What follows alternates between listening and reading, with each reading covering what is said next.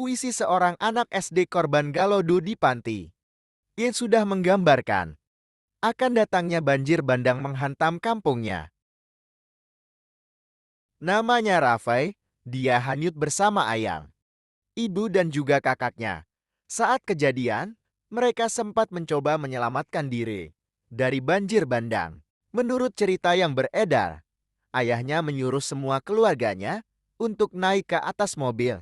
Namun saat mereka akan berlari ke arah mobil, seketika air besar pun langsung datang menghantam mereka semua. Ayahnya sempat memeluk anak-anak dan juga istrinya. Namun karena kuatnya arus air, istri dan anak-anaknya terlepas dari pelukan ayahnya yang sempat tertahan di pohon. Ayahnya dikabarkan selamat, namun anak-anak dan istrinya sudah dinyatakan menjadi korban. Sampai sekarang, 28 Mei tahun